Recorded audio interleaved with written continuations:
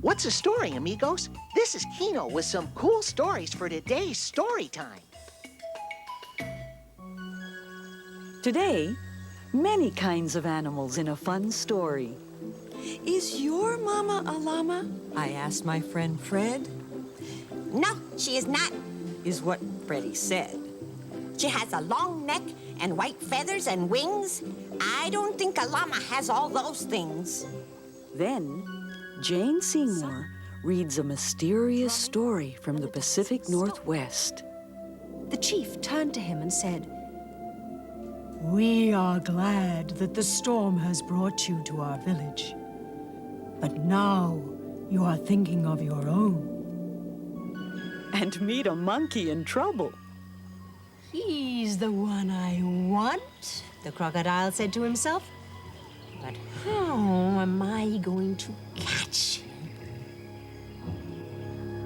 Storytime is made possible by a grant from Helen and Peter Bain, so that families everywhere can share the joy of reading with their children.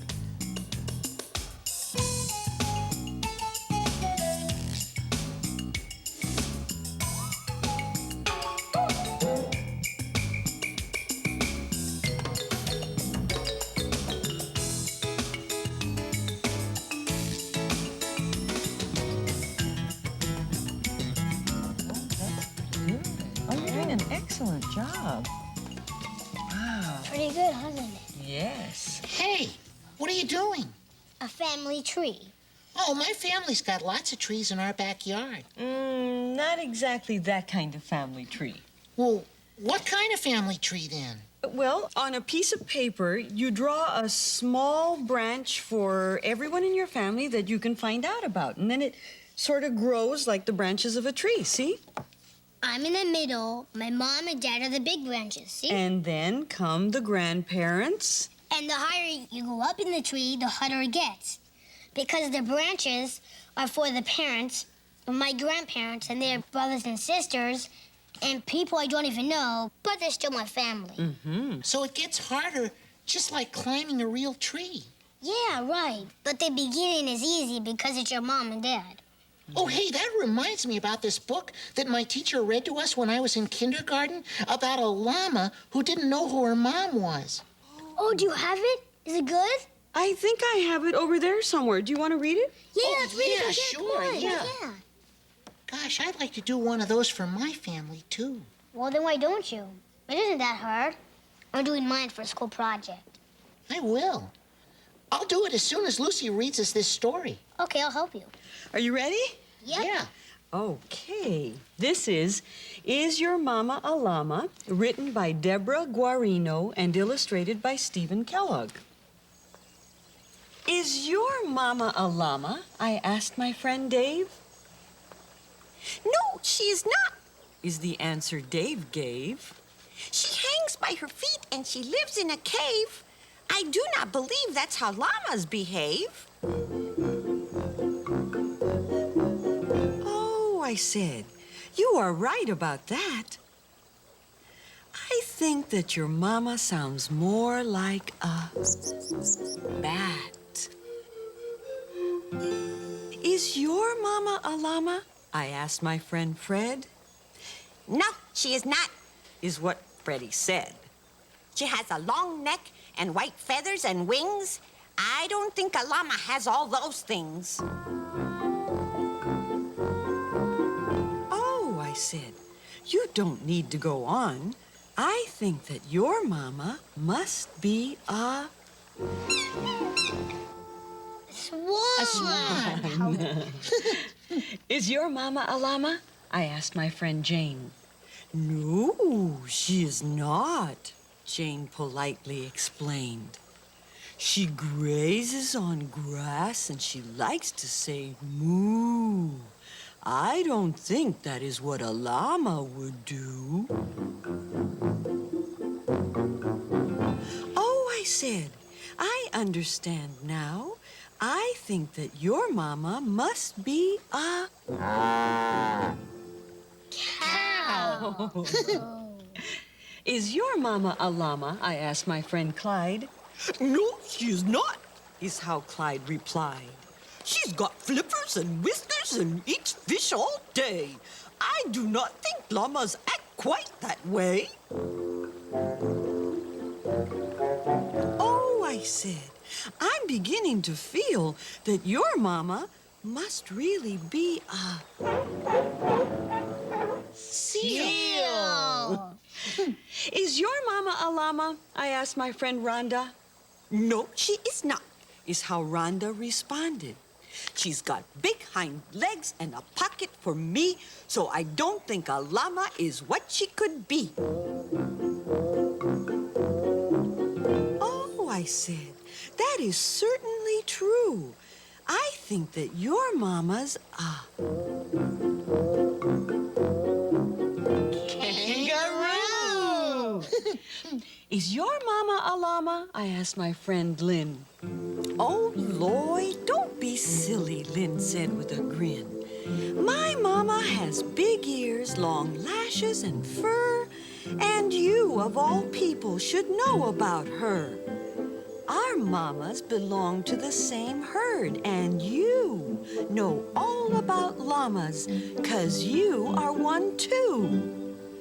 Yes, you are right, I said to my friend. My mama's a llama! And this is The end. That was a good story. Hey, you know what? Now I'm thinking that the llama knew who her mom was all along. Well, do you think that maybe she wanted to play with her friends? Yep. That's what I think.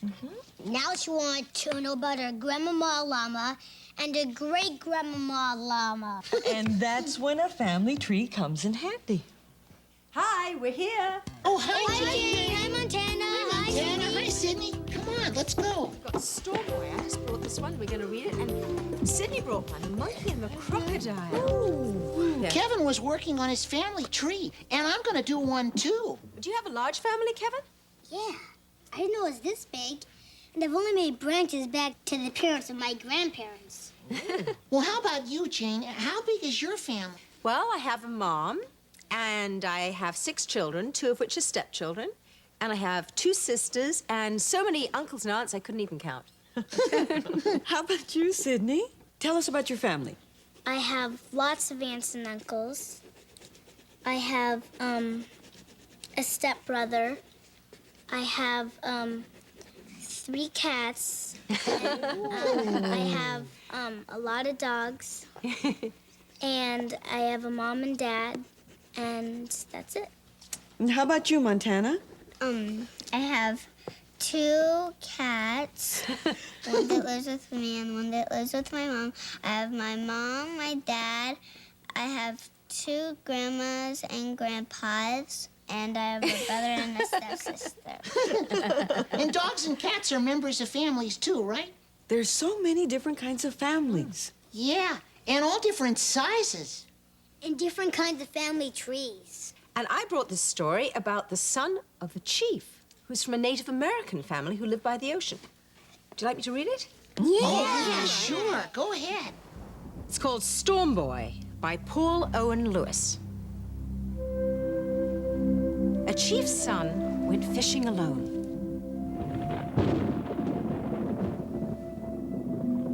And a terrible storm arose.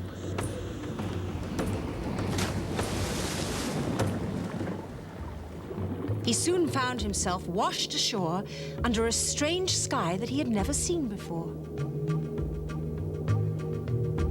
There was a village there.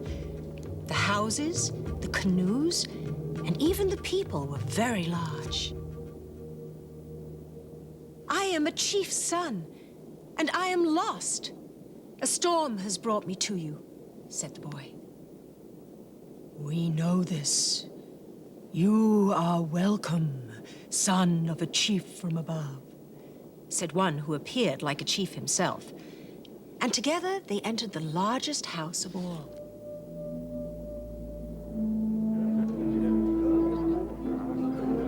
Inside, the house was crowded with finely dressed people enjoying a feast. They gave him a blanket to wear and a fish to eat. But the fish was not cut up or cooked. Whoa. Strange, too, on the walls all around were what looked like killer whales.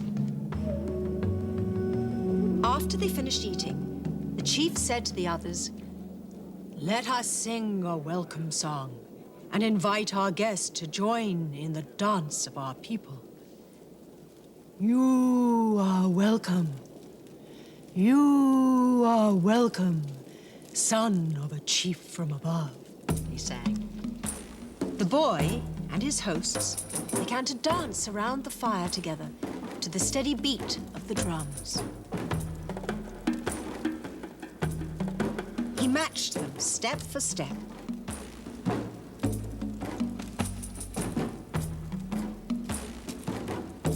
And the chief smiled when he saw that the boy had so quickly learnt their dance. In return, the boy offered to teach the songs and dances of his own people. The chief was delighted and now followed the boy's lead. The celebration went on this way for many long hours.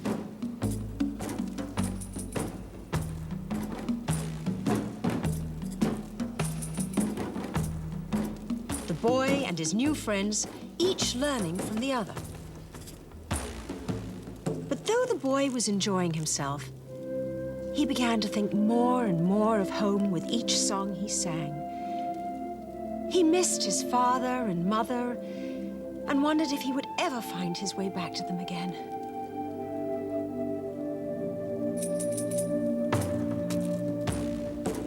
Suddenly, the drumming and the dancing stopped.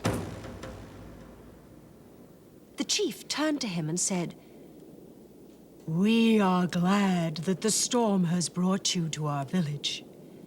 But now you are thinking of your own. When you wish to return, he continued, grip my staff tightly and stand behind me. Close your eyes and think of your own home, wishing to be there only. The boy did as he was told. He took the staff and stepped behind the chief. Closing his eyes, he pictured his father and mother, his house, and the people of his village. As he did, the boy felt a great surge beneath him, as if he were being carried upward at greater and greater speed. He kept his eyes closed and held on tight. The motion stopped, and the boy opened his eyes. There he was, lying on the beach in front of his very own village. My son, cried his mother, where have you been? We thought you were lost in a storm a year ago. I was lost in a storm, but it was only yesterday, exclaimed the boy. But a year's time had indeed passed since he had disappeared in the storm. That night, the whole village celebrated his return and marveled at the boy as he danced with the staff and told of the large and mysterious people under the strange sky. The end. Oh, whoa. That was great. But I have a question about this book. Well, ask away. Well, who are they? The ones who saved the storm boy. Do you know who they are? I think the answer lies in the pictures. You see here? When the boy fell in the water, do you see all those fins? Oh, yeah. And then, of course, they were eating uncooked fish. Well, they weren't really people then, were they? Maybe they're kind of like whales. Whale people. Like half whale, half monkey, and half person. What about the costumes that they kept on the wall? They were killer whale people, and they took care of the boy. I bet his family was worried when he was gone. Well, remember, he was gone for a whole year. That's what the family thought, but for him it was just a day. Gosh, I wonder what his family tree looked like. You know, he was a son of a chief and stuff. I wonder what a killer whale's family tree would look like. Hey, can I put my family tree up on the storyboard? Oh, sure. Oh, right. Okay, come on, Kevin, let's go. Oh, Sydney. Yeah? You brought a book. May I see it? Yeah, it's The Monkey and the Crocodile. Oh, that's a good one. Hey, Kevin, who's this on this little branch up here? Oh, that's my great-great-Aunt Paula. I made her branch small but with lots of leaves because she was small but very, very smart. Oh, we could read the book that Sydney brought. It's about a small monkey who's pretty smart. Oh, yeah. Let's read Come on. Let's go. Hey, my family tree looks pretty good from here, huh? Oh, yeah. And you know, I'm going to make one, too. Well, all right, this is a story about the monkey and the crocodile, and it's by Paul Galdone, and it's an old tale from India. Beside a river in the jungle stood a tall mango tree, and in the tree lived many monkeys. They swung from branch to branch, eating fruit and chattering to each other. Hungry crocodiles swam in the river and sunned themselves on the banks. One young crocodile was hungrier than all the rest. He could never get enough to eat. The young crocodile watched the monkeys for a long time. Then one day he said to a wise old crocodile, "I'd like to catch a monkey and eat him." "How would you ever catch a monkey?" asked the old crocodile. "You do not travel on land, and monkeys do not go into water. Besides, they are quicker than you are." "They may be quicker," said the young crocodile, "but I am more cunning. You will see."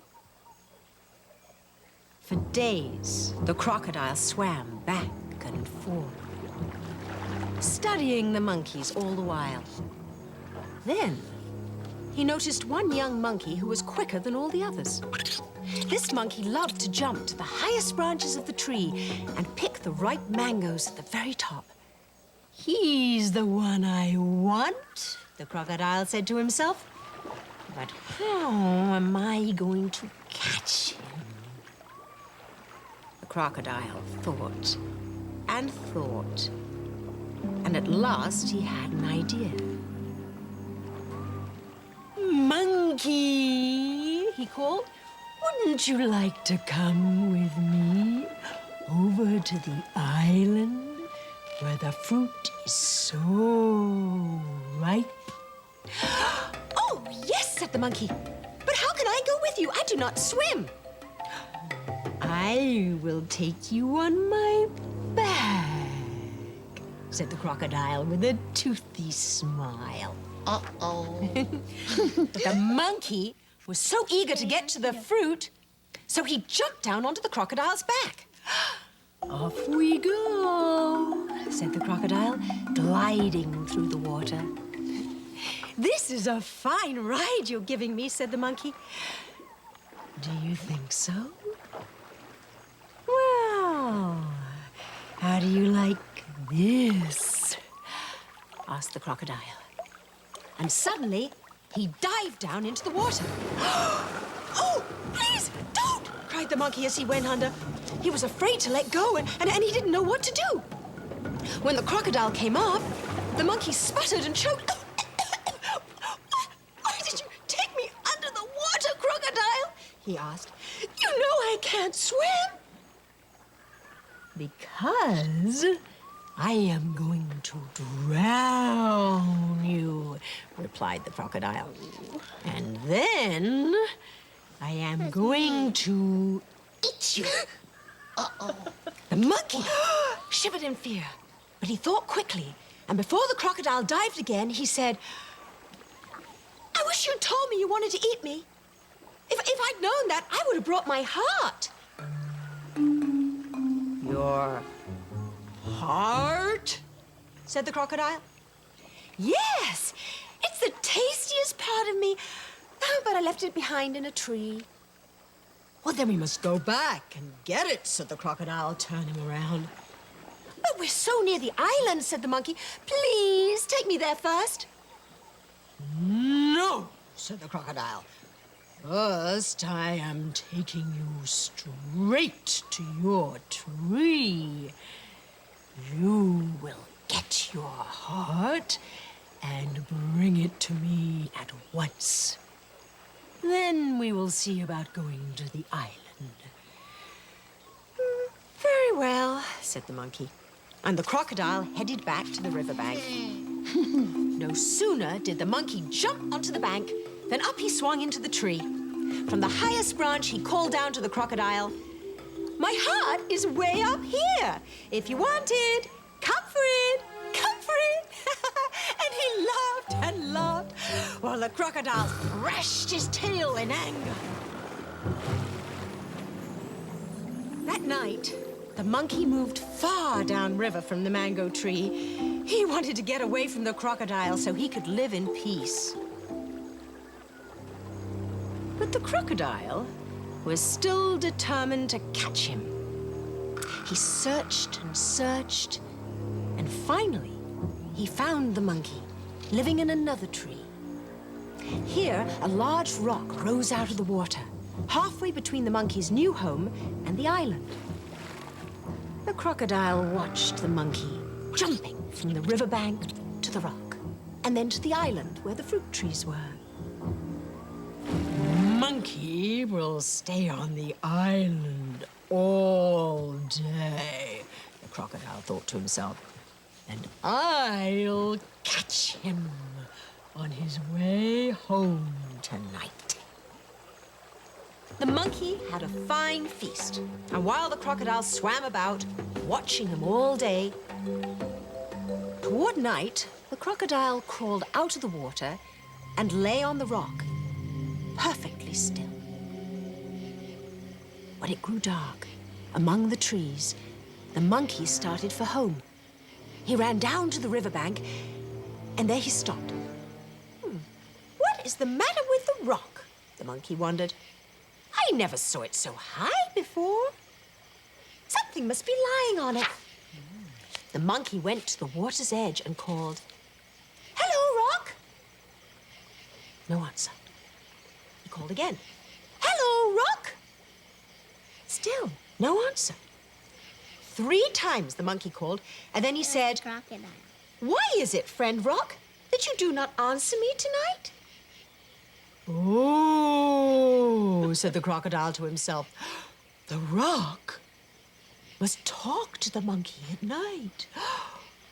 I'll have to answer for the rock this time.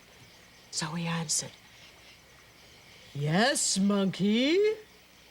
What is it?" The monkey laughed and said, "Oh, it's you, crocodile, is it?" "Yes," said the crocodile.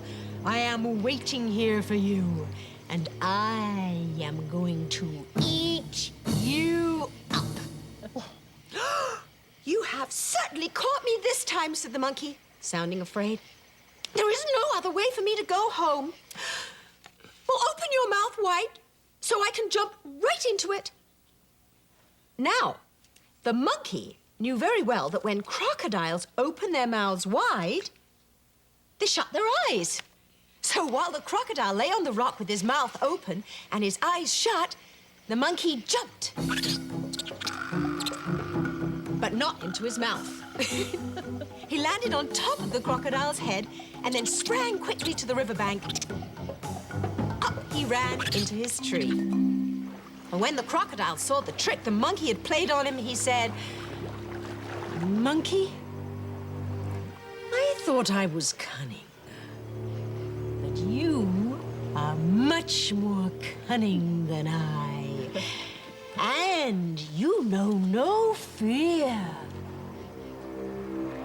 I will leave you alone after this." "Thank you, crocodile," said the monkey. "But I shall be on the watch for you just the same." And so he was.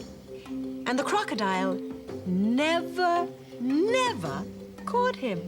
The end. That was a good story. That was a Whoa. very, very good story. Yeah, the crocodile never catch that monkey because the monkey is so smart. Well, the crocodile thought he was smart, But the monkey was smarter. Yeah, the crocodile thought he was smart, but he was dumb. Well, what do you think was the dumbest thing the crocodile did? And what do you guys think was the dumbest thing the crocodile did? Open his mouth and close his eyes? But he couldn't help it, could he? Because he's a crocodile, and when you open your mouth, your eyes get closed. I think the dumbest part was at the rock. He didn't know that the rock talked to him every night. Well, it wasn't really the dumbest part, but he didn't know it, so he felt like, what am I gonna do? I think only somebody really slow would fall for that I left my heart up in the tree trick. He did have big teeth, though. If I was a crocodile, I use my teeth to chop down the tree, and then I'd eat the monkey. And if I were the monkey, I'd jump to another tree before you chopped it down. You are one very smart monkey. Well, I said, if I were a monkey, which I am not. But you do like to climb trees. Oh, well, yes, I do. Oh, and speaking of trees, this would be a great time to start my family tree. But before you go, let's do our story picks. Since we've been talking about families, this book is about a large family and their unusual grandmother. It's not my turn to look for Grandma. Oh, and Kevin and I like this one. It's called The Toll Bridge Troll. It's about a pretty sharp boy. And just like us, right? Oh, yeah, right. And he uses his brain to fool the ugly troll. Well, that's all for today. Thank you for joining us, and come back for our next story time. Until then, Keep a story in your heart. Goodbye, everybody. Bye. Hey, you know, I'm going to start my family tree with my mom and my dad, and then my sister and my brother, and then my cousin.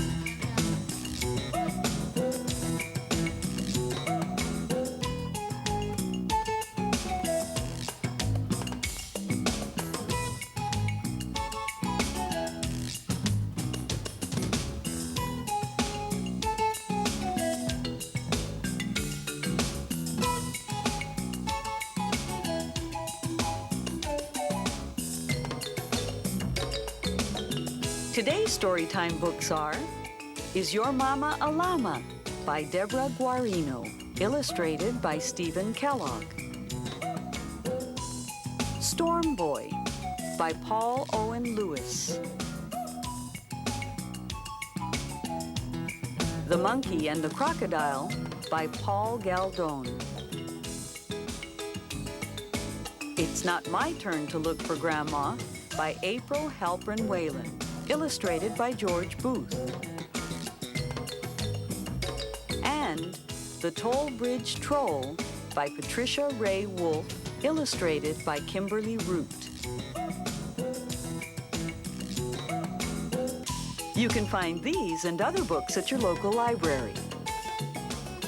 Storytime is made possible by a grant from Helen and Peter Bain, so that families everywhere can share the joy of reading with their children.